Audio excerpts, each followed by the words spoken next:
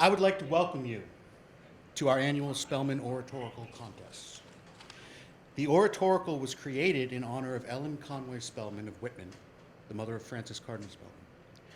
This year, at least $4,000 in scholarship money will be awarded to the participants.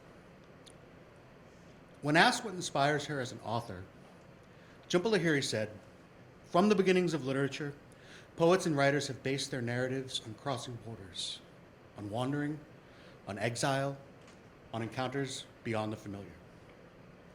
The experience of encountering the unfamiliar is a key aspect to human growth and societal change. How do literature and art explore the experiences of otherness and provoke a reevaluation of biases and perceptions in the process?" The rules of the contest are as follows. 1, the title of the original essay will be given to senior students and the subject matter will be changed yearly. Names of the contestants will be unknown to the judges, who will meet in a moment. Essays must be between 500 and 1,000 words. Sources of all quoted materials must be stated. The following qualities are used as a basis for judging: delivery, content, diction, and poise. Prize money is awarded at the discretion of the judges. However, the suggested awards are: first place, $1,200. Second, $1,000 still. Third, $700. It's all good money. Fourth, $500. Fifth, $300. Sixth, seventh, and eighth, $100. So you're all going to walk away with some cash. At this time, I'd like to introduce our distinguished panel of judges. Karen Bond.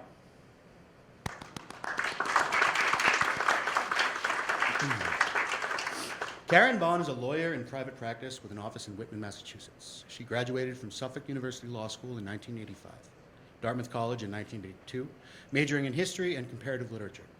She was on the debate team in both high school and college and competed at the national level. Karen is also an RHS class of '78 grad and a proud Bulldog. Thanks again. A 1978 graduate of RHS, Mr. Stephen Weisgerber, has an undergraduate degree from Brandeis University and master's degrees from master degree from Bridgewater State University. He has taught history and social studies throughout his career and currently works as a teacher, department head, National Honor Society advisor, and basketball coach at Marshfield High School. Another round of applause. Mrs. Christina Kelly graduated from Bridgewater State, Mrs. Christine Kelly, in 2013 with a bachelor's degree in psychology, but also double majored in English.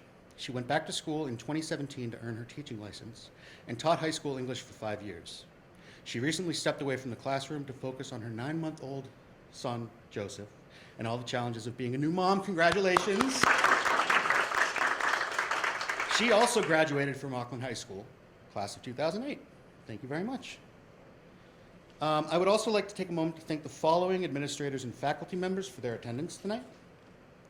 Assistant Principal Kathy Paulding.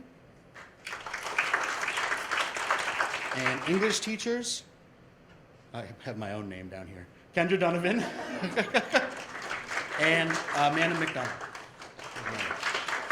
Oh, and Carol Cahill. I'm sorry, and Carol Cahill. And also a big thank you to Seth Wazowski up in the top, Dave Murphy and Chris Bernica and the staff of WRPS for recording tonight's competition. Reminder right now, please silence your phones if you haven't already.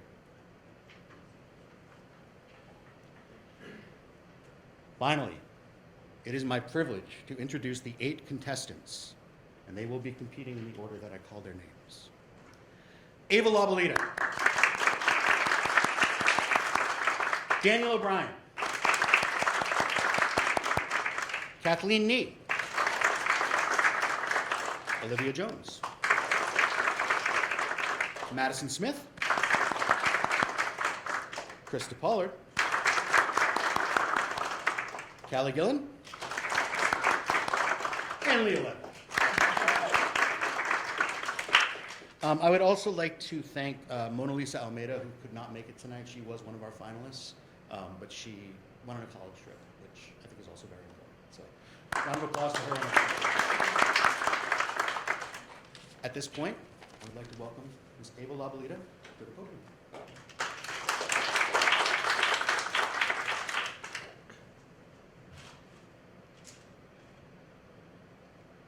What is it like to be different? To experience things that you feel almost nobody else can relate to. Everyone will feel like the minority at some point in their lives. We may sometimes feel ostracized or overlooked. What we may not realize, however, is how we treat others when we feel like the majority.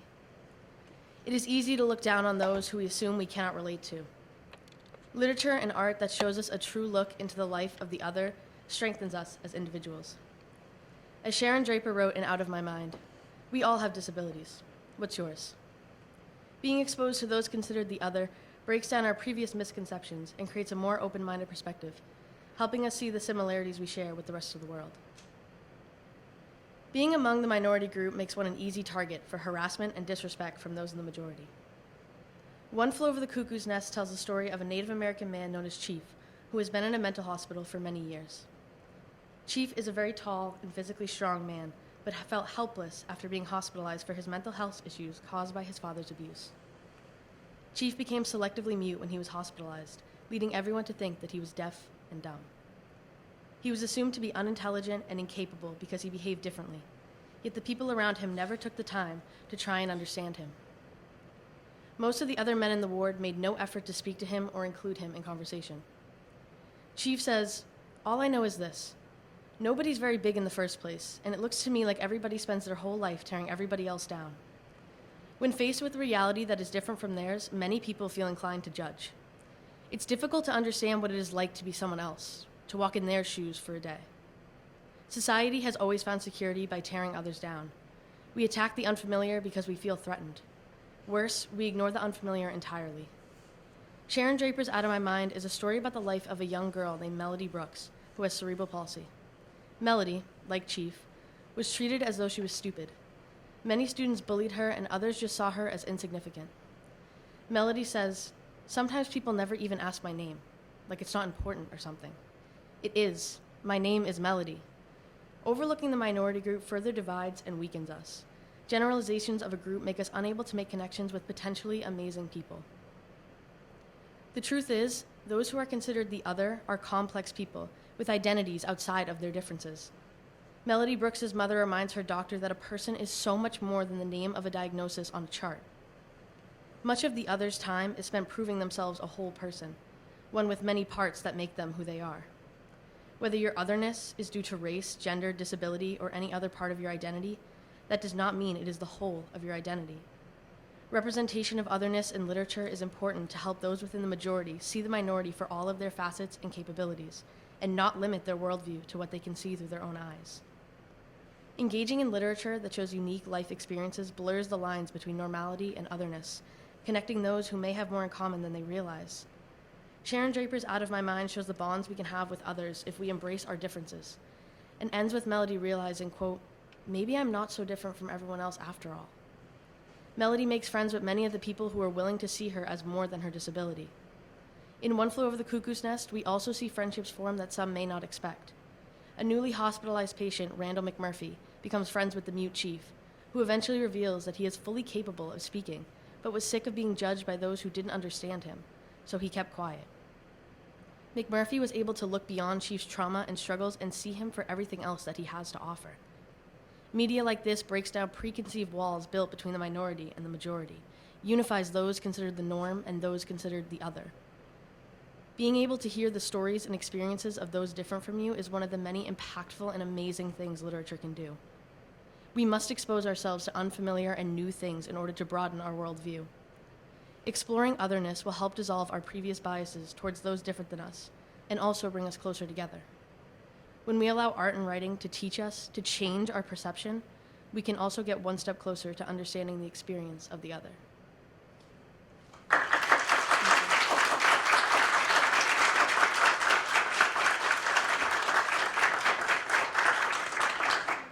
Thank you, Ava. Judges, I can't quite see you, so Ms. Gale, I can see you. Can you give me a thumbs up? Yes.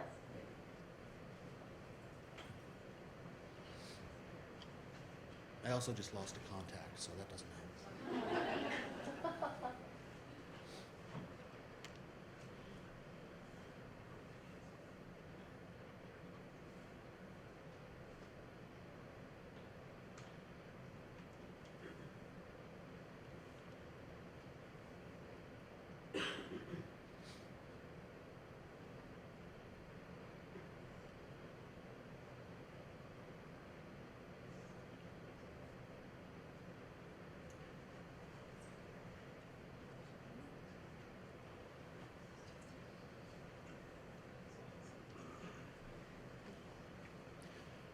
Please welcome to the podium Mr. Daniel O'Brien.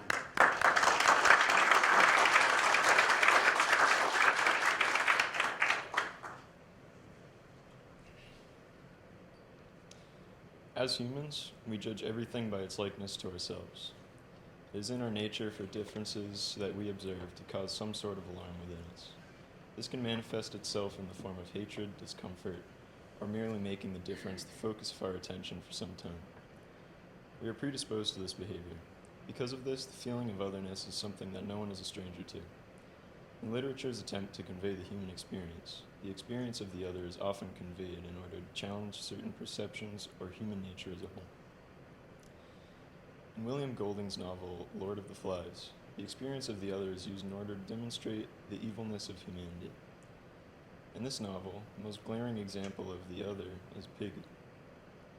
Piggy is established as being at the bottom of the pecking order at the very beginning of the novel, being bullied by just about all of the other boys. Once the boys separate between the savages and those who stand for civilization, Piggy is already a minority for being on the side of good, even within the small group of boys still clinging on to civilization. Piggy is still disrespected and looked down upon. Not wanting to join the savage majority and being rejected by the only group he agrees with, Piggy is the ultimate outcast.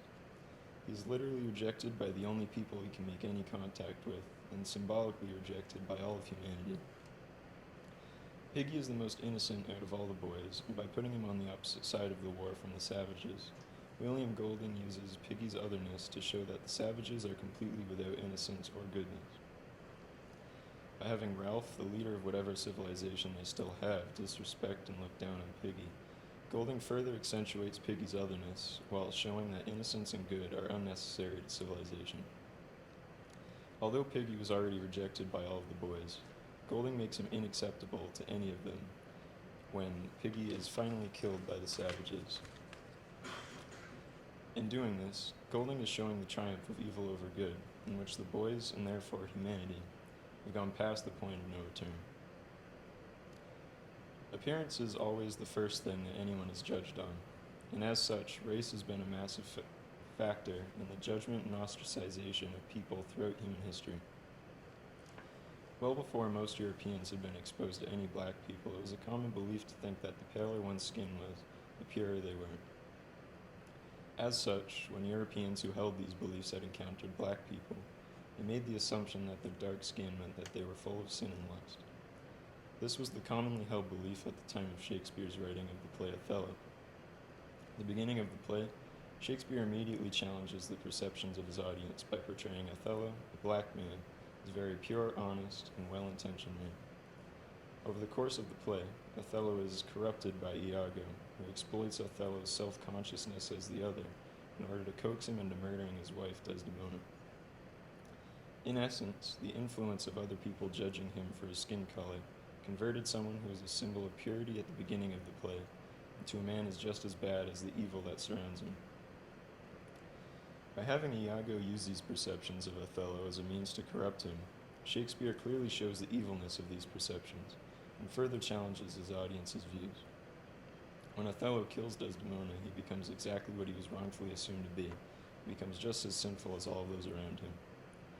Shakespeare gets rid of Othello's otherness by making Othello the same as everybody else. In doing so, he draws attention to the sinfulness of those who had judged him.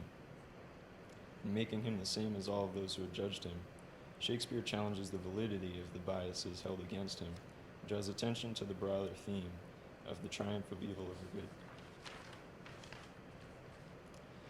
The experience of otherness goes hand in hand with the human experience itself. Humans have always been afraid of what they are unfamiliar with. As long as they stay that way, it will continue to be written about. The feeling of otherness is not something that is foreign to anybody.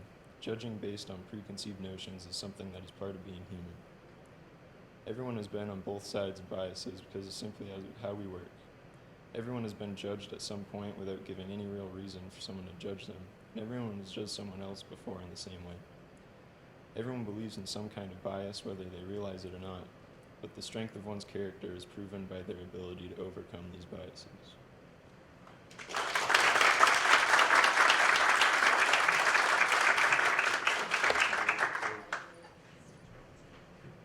Thank you, Dan.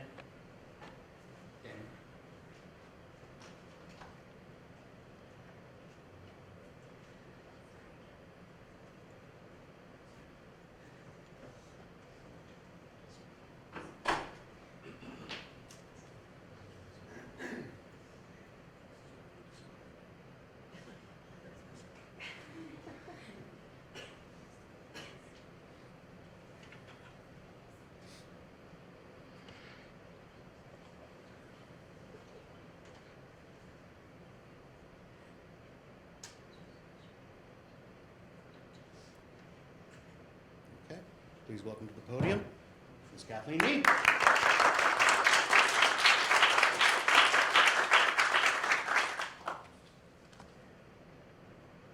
Fear. Noun. An unpleasant emotion caused by the belief that someone or something is dangerous. Fear is an emotion that greatly controls human society, much more than most are willing to admit.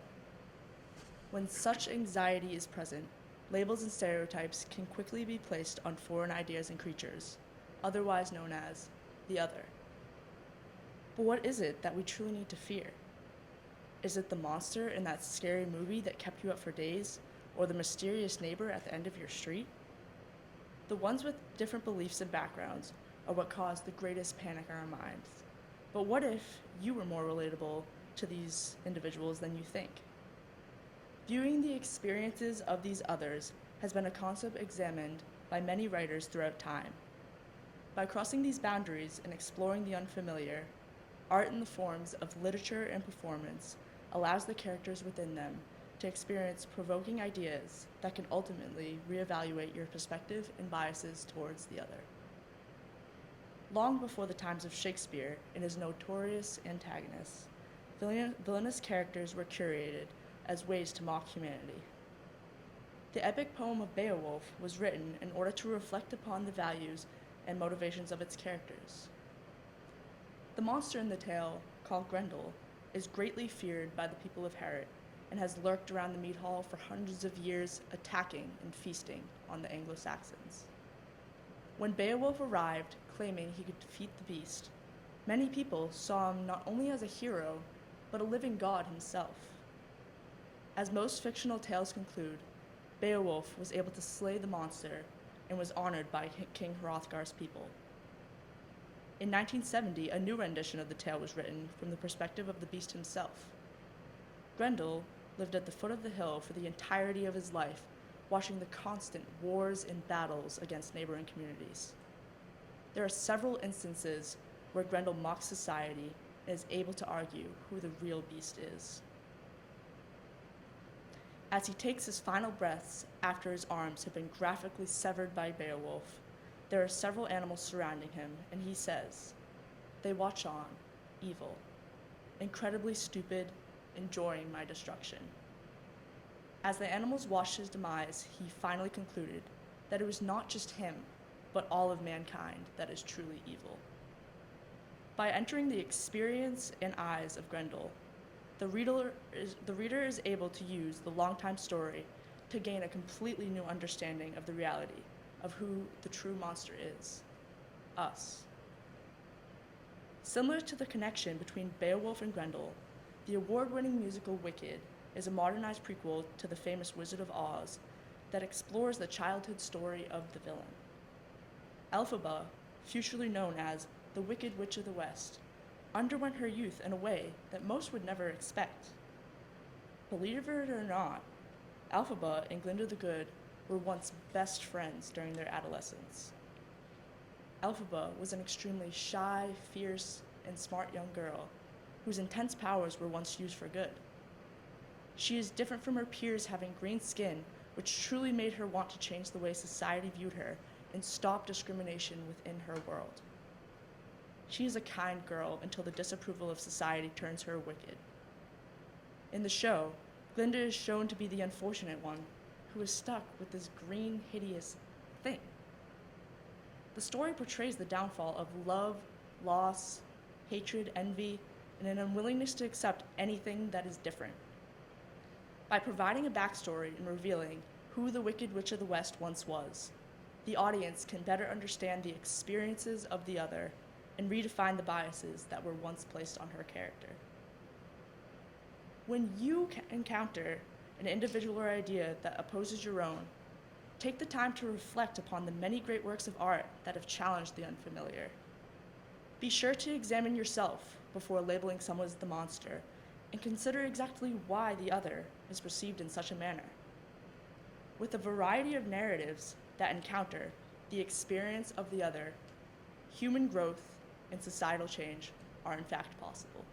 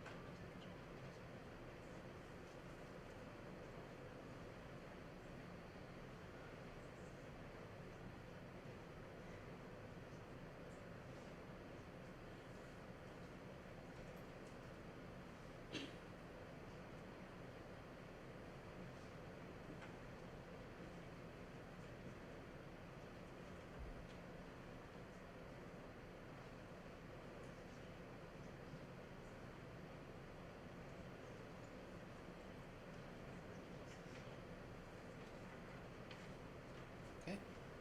Next up to the podium is Olivia Jones.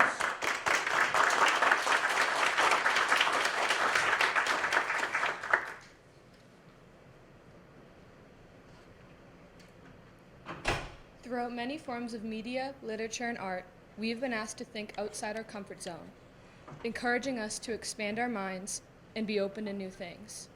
Empathy is a topic many artists choose to focus on, but more specifically, the experience of the other in its full extent is rarely addressed.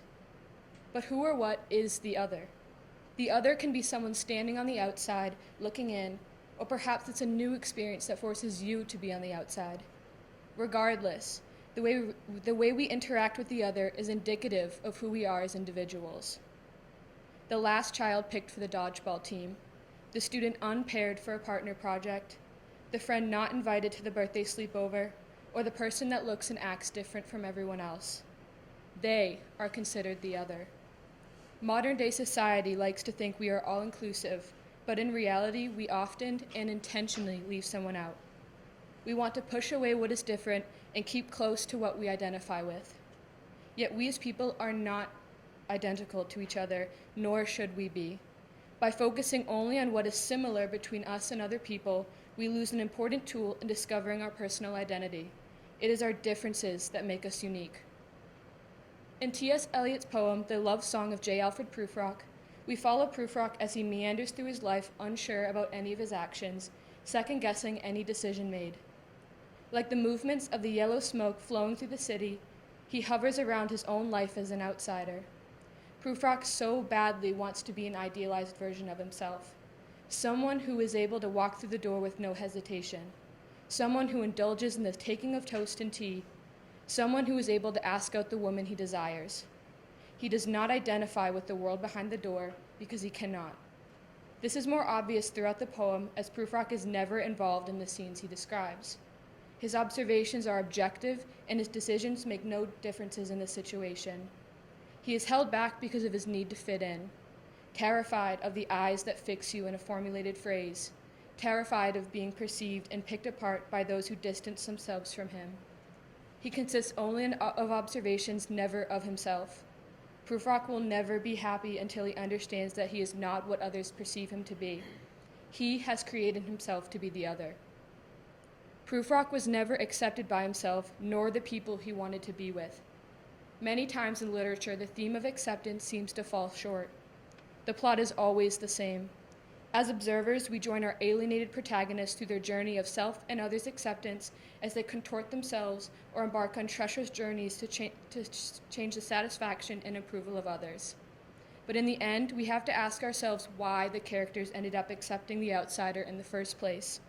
Most current literature and art reinforces the idea that people who are different feel like they need to have to do something extraordinary in order to be accepted.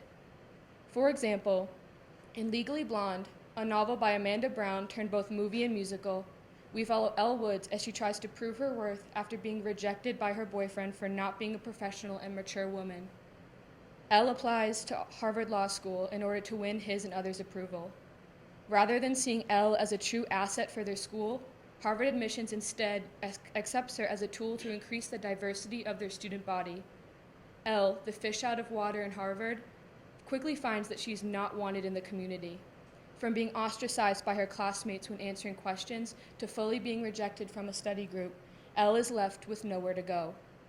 This pushes her even further to prove to be like everyone else. Legally Blonde exemplifies the theme of the other and how those who are on the outside are more often than not forced to prove their worth before they are accepted. In the end, Elle was accepted by her peers because she was able to prove her worth both in the class and in the courtroom. She was able to capitalize on what made her different, her love of everything fashion, to prove to the world that what made her different and unique was worthy enough to be accepted. Despite needing to prove herself in order to be accepted, Elle remained true to herself and was able to use her blonde for good, merging the gap between femininity as well as intelligence, advocacy, and resilience. Everyone likes to think they're special, yet they go to such great lengths to be just like everyone else, to fit in, to be normal, to be accepted. This interesting juxtaposition is highlighted in many forms of media, such as the love song of J. Alfred Prufrock and Legally Blonde. Taking this idea one step further, if we as a society can actively seek out and appreciate what makes someone special, the need for leaving others out would be obsolete. Thank you.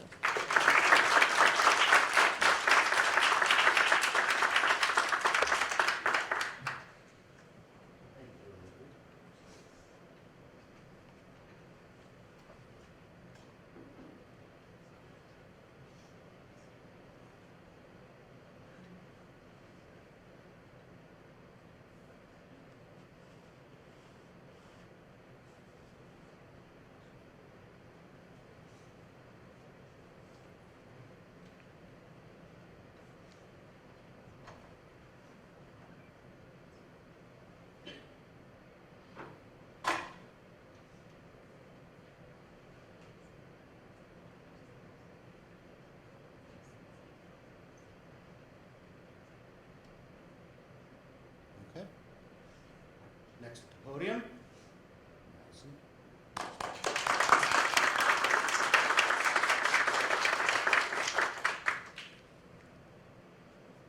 The other, the other, the other, the other.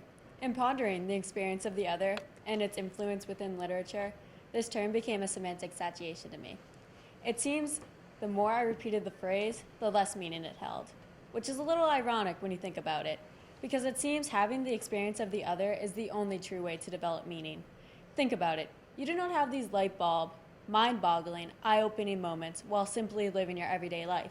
You have these mind-bending moments when you actually experience something that figuratively bends your mind. You need an instance so outlandish that it forces you to pay attention and understand the meaning it is trying to convey. Authors recognize this theory, and they utilize it to get their point across in order to influence the reader to question their perception regarding the evasion of the other. An alien, strange, exotic, and unfamiliar. That is what the other is described as. It is anything that is astray from the daily life of human beings. It is more often than not avoided and abhorred by the general population.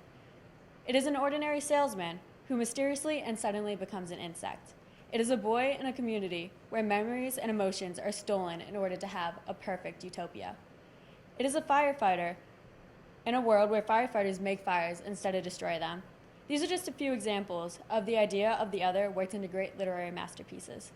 In the novella The Metamorphosis by Franz Kafka, protagonist Gregor Samsa becomes the other when he strangely transforms into a vermin.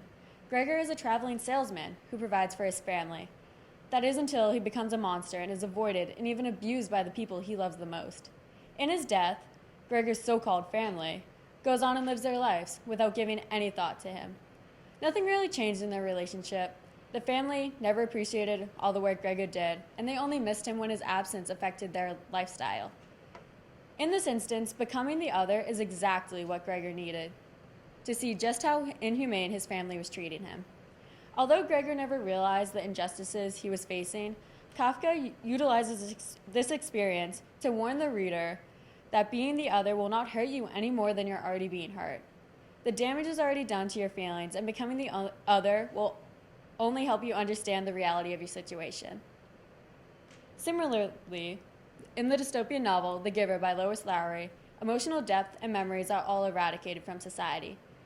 There is only one person who can experience every feeling and event from the past, and that is the receiver of memories.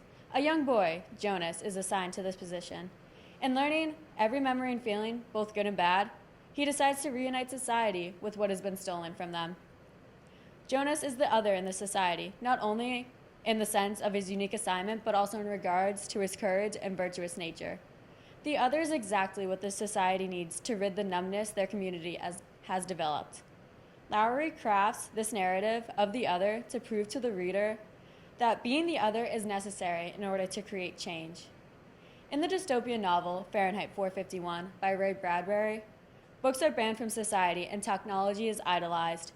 In this world, firefighters are hired to burn any house and arrest anyone who possesses any book. Protagonist and firefighter, Guy Montag, becomes curious about books and begins a secret collection of them. The tragedies he has experienced, caused by the absence of knowledge, compelled him to accept that books are necessary to the intellectual and emotional growth of humans. Guy becoming the other is crucial in this story. Bradbury uses Guy to show the reader that they do not have to conform to society.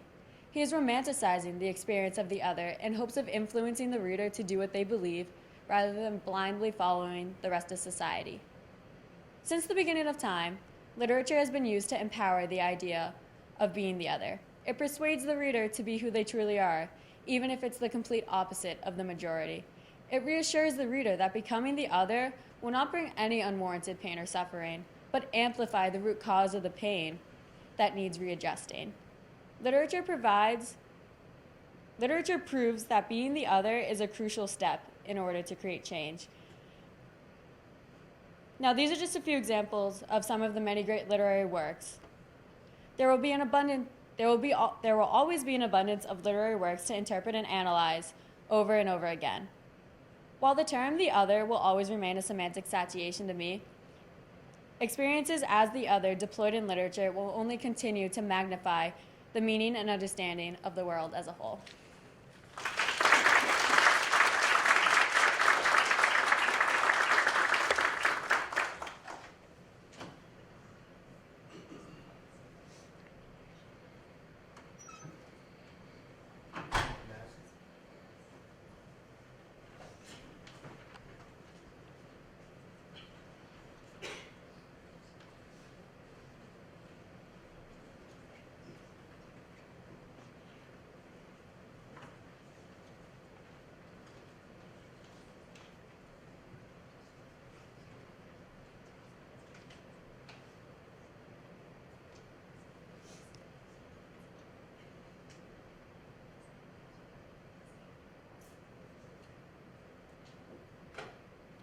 Please welcome to the podium Ms. Krista Pollard.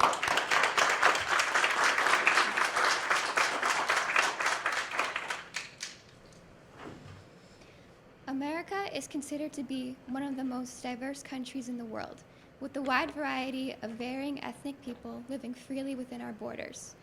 With a title like that, one would believe that every person, no matter their race, class, or background, is living in harmony in the sanctuary that is America.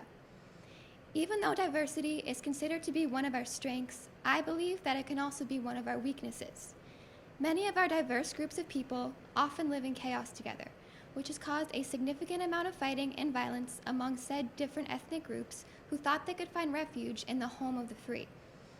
The way I see it, no person can live in peace with one another because we all have a different view of the world.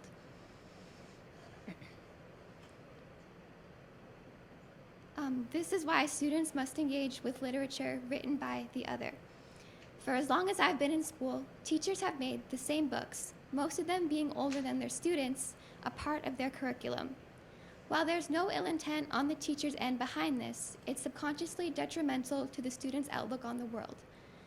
Not to say these books have no value and should be eradicated and forbidden to be held in the hands of anyone, like in one of my favorite books from sophomore year, Fahrenheit 451, it's important to note that the authors of these books are all in fact white men. In a country that welcomes and accepts all people, why are we teaching our students messages from the perspectives of white men when the world as they knew it was filled with prejudice?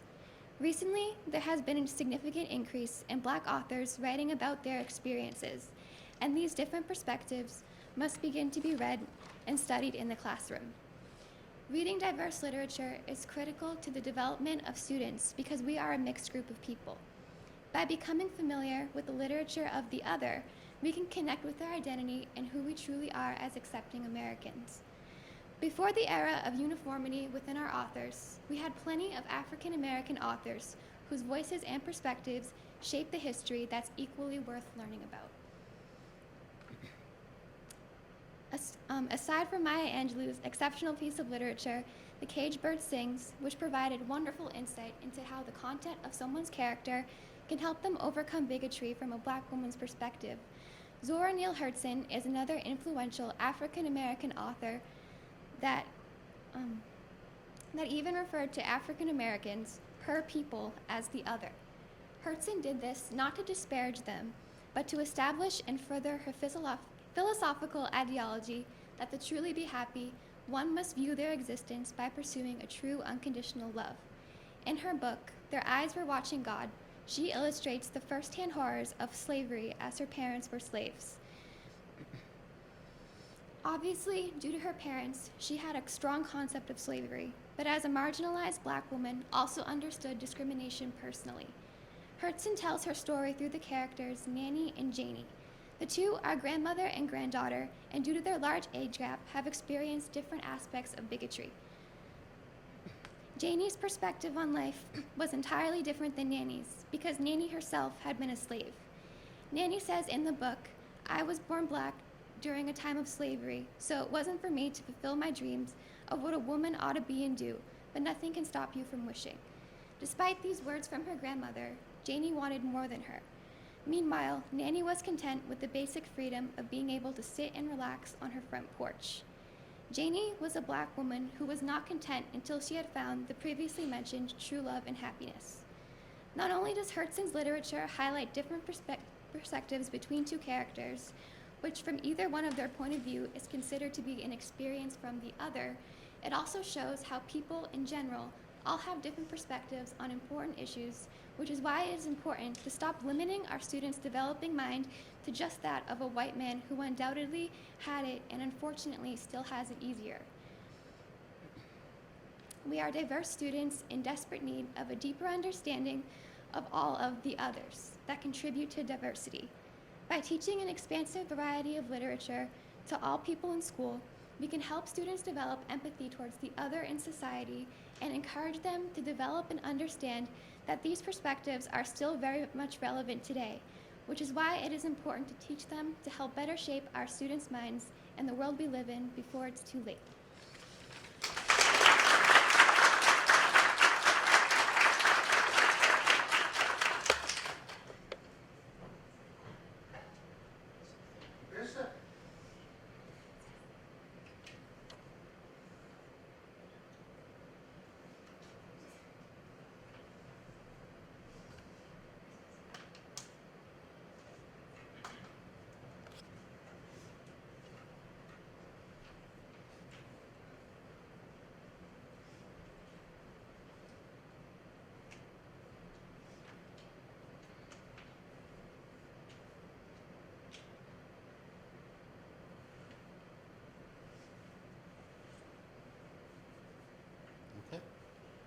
Callie Gillen.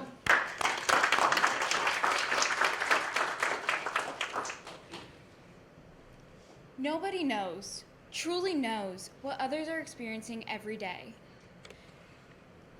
The only time no one knows what their every thought, every interaction, every waking moment is like. It's no one's fault, it's just the way things are. The only time we are able to begin to understand a person's thought process is in literature. We are able to see what they're thinking, why they chose that response, and how they chose their next move in life. In literature, we know why the character chose path A over path B. We know the story behind their decision. Unfortunately, other characters do not know the reason behind what the main character does. Similarly, in life, most people never know the reason behind others' choices, because there's so many walls that need to be broken down before we can even begin to understand. Boo Radley, from To Kill a Mockingbird by Harper Lee, is the epitome of otherness. The entire town of Maycomb makes assumptions and judges the Radleys, most especially Boo, given he hasn't left his house in years. Scout is among these people and is so curious about him that she and her friends trespass onto their property just to catch a glimpse of him. It's not until years later that Scout begins to understand that he may not be as cruel as others say. He may actually be very lonely. This point is further proven when Scout and her brother Jem are attacked one night and Boo is the one to save them. This is the first time anyone has seen him in years. And while Scout is shocked and intrigued, she does not make him feel like an outsider. She talks to him like she would anyone else, and breaks the barrier of otherness he has felt his entire life. Scout walks Boo home after everything is said and done, and she senses that he is afraid, and attempts to make him feel better by taking his arm. Based on this, readers make the assumption that Boo has put up multiple walls to protect himself against the world and the rumors that surround him. Another example of a character who experiences otherness is Jay Gatsby from The Great Gatsby by F. Scott Fitzgerald. Gatsby feels similarly to Boo, and while they lead very different lives, the rumors about them are fairly similar. Gatsby is an extremely wealthy man who appears to have everything he could ever want and seems to have a full and happy life based on the parties he throws every weekend. Yet deep down, Gatsby is a very lonely man, and nobody knows the real him. This point is proven multiple times throughout the novel, especially during his parties. Gatsby walks around and nobody even recognizes him as the host. Nobody, aside from Nick, seems to care where the host is or whom it may be. Instead, they make assumptions about him, because it's easier than getting to know a person. Everybody makes up rumors about him, such that he's a bootlegger and a murderer. Nobody knows the Jay Gatsby that hides behind the walls of his mansion, the one who is desperate for a woman to fall back in love with him, the one who is desperate for a real connection with someone. No one cares to get to know the real him, which leads to so many misunderstandings and rumors about a truly lonely man. Gatsby and Boo were both burdened by the feeling of otherness, and while they lived in very different circumstances, the way they felt was the same. Nobody understood exactly what they were going through, and nobody could truly understand them and why they made certain decisions. Nobody will know why Boo left his house on the night Scout and Jem were attacked, just like nobody will know how Gatsby's exact feelings were during the party and what he was thinking. Readers are able to begin to understand the motive behind one's actions, and they are able to break down the first barrier in understanding the other. Nobody knows everything about what another person has experienced or thought. Reading can bring us closer understanding the characters better than we know the people in our lives, because we're let into their thoughts and we can know why they made a certain choice. Unfortunately, reading doesn't give us all the answers about everything or the character, and therefore, not everything can be understood. The only person you can really understand and know their exact reasons for things is yourself, and that scares people. The idea of not knowing everything about what a person's thinking and why they do something scares people. It causes a false perception of others and make people untrusting of each other.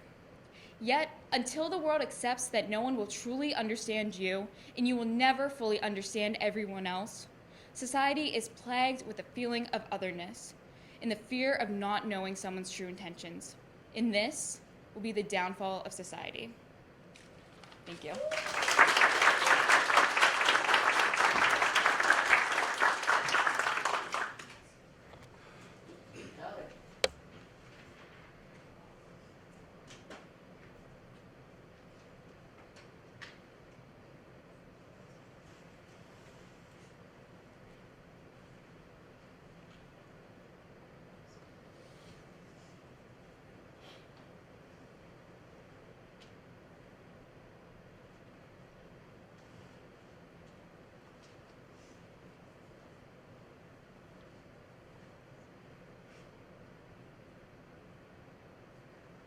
Before welcoming Ms. Leah Leonard to the stage, to the podium, I'd like to let you all know that when her speech is done, there will be refreshments available in the Library Media Center.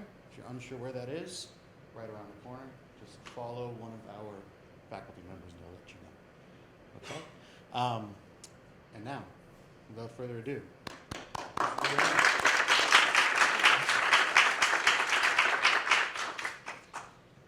Throughout the majority of literary works, the other is consistently victimized by the majority, who is hungry for power against those who are helpless. This higher authority seeks out violence towards the other, destroying the differences that make the human race unique. In the well-known novel Lord of the Flies by William Golding, Simon demonstrates the victimization of the other, leading to his brutal murder. Simon's death depicts the destruction of good as a result of the exploitation of the other in order to fulfill the desire for control. Furthermore, Hassan from Kite Runner by Khaled Hosseini represents the mistreatment of the other as a result of both physical and emotional differences, including Hassan's race as well as his devotion. Both Hassan and Simon represent the good that is typically a minority throughout literature and human nature, resulting in their exploitation and harm from the majority. Throughout the history of literature, literature has painted the other in such a way that they are exploited and brutalized by the majority, forcing readers to contemplate the treatment of differences in a world that has normalized division. Simon from the classic Lord of the Flies represents the rarity of human goodness that is naturally presented by the human race. In this novel, this stranded group of schoolboys are challenged with surviving the harsh conditions of the wild, resulting in a change in morality for each of the characters. The boys are stranded on the island. They decide to fend for themselves through violence, targeting the one boy who refuses to submit to their horrific actions. Simon's ability to seek out the good in everything is a primal instinct to him, which contrasts with the other boy's primal instincts of violence and anger. As a result of his differences, his inability to stand with the majority cost him his life. He was ripped apart by their bare hands, destroying the only semblance of good that remained on that island. After the brutal murder of Simon comes to an end, Golding writes, "The edge of the lagoon became a streak of phosphorescence that advanced minutely. The clear water mirrored the clear sky, then suddenly accepted them with an inaudible syllable and moved on." The result of Simon's death furthers the notion that the other is used for their positive outlook on life, but are inevitably destroyed when they try to stand up for themselves. The other is seen as below the majority due to their differences, and are targeted for being weak, when in reality, their differences are what makes them stand out from the crowd, and it takes great strength to separate yourself from the majority. Although Simon begged for forgiveness and explained himself to the boys, the knowledge of his differences caused him to be an easy target for the naturally violent boys. Golding's approach to his characterization and treatment of Simon throughout this novel is one of the many examples of the other's exploitation throughout art, to highlight the divide that is set for minorities that reflects human nature. The novel Kite Runner by Khaled Hosseini challenges the idea of discrimination from the point of view of the narrator, Amir, who views the brutal assault and mistreatment of Hassan after winning his kite running tournament. Additionally, Hassan's devotion to Amir, along with his physical differences, make him an easy target for violence as a result of being the minority in a place where segregation is normalized. Hassan has full trust in Amir's intentions, believing that Amir would stand up for Hassan when he needed him most, just as Hassan had done for him many times before. This ignorance to the true evil of the majority leads him to a brutal assault because his innocence is seen as weakness. As the narrator of this novel describes his experience witnessing Hassan's assault, he states, "I watched because of that look of acceptance in the animal's eyes. Absurdly, I imagine the animal understands." As he speaks upon this moment, he compares Hassan to a lamb, acknowledging the other's complacency to those around them, having no choice but to be used, abused, and exploited.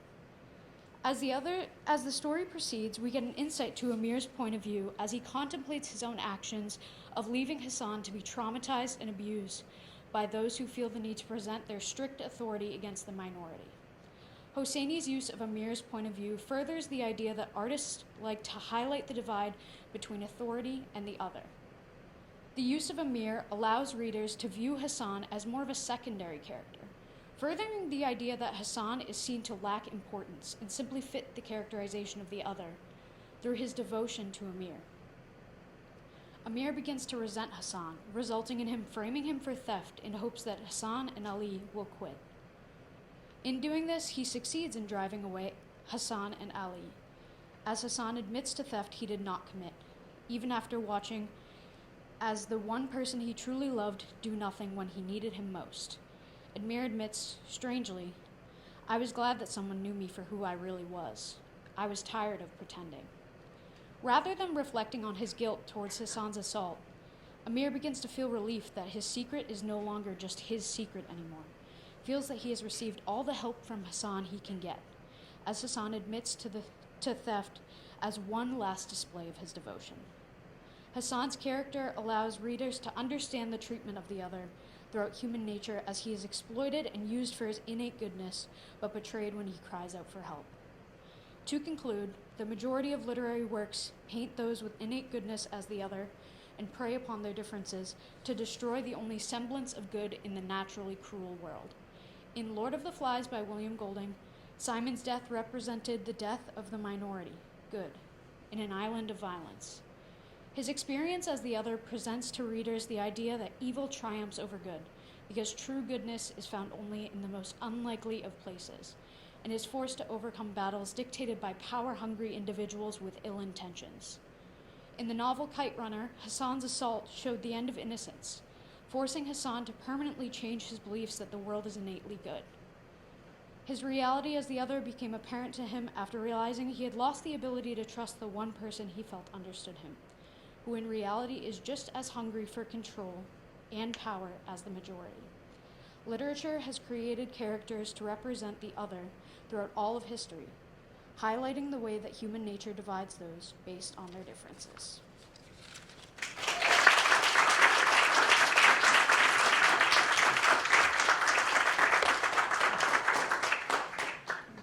You guys rule. Thank you so much. Big round of applause for all.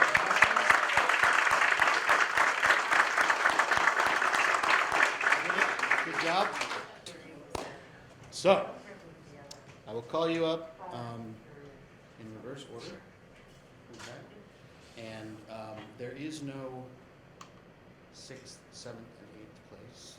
There's 6th place. So you three are all lovely in our eyes. You're all lovely. But we're not going to differentiate between 5th, 6th, and 7th, okay? So, in 6th place, we have, and please, when I call your name, come up, Mr. Daniel O'Brien.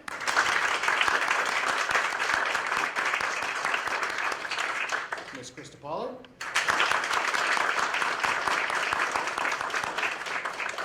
And Miss Callie Gill.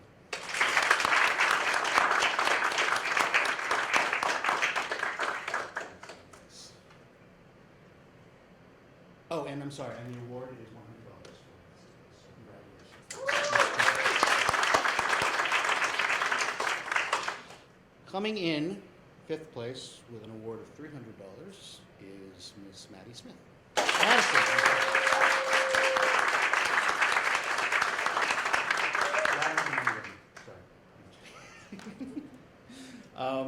Okay, coming in 4th place with an award of $500, Ms. Leah Leonard.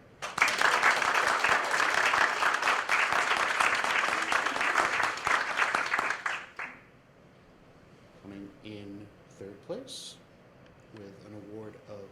$700, Ms. Kathleen Mead.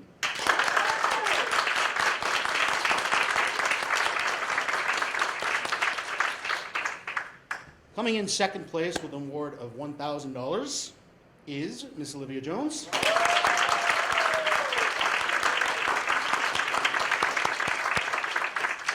And coming in first place with an award of $1,200 is Miss Ava Lodge.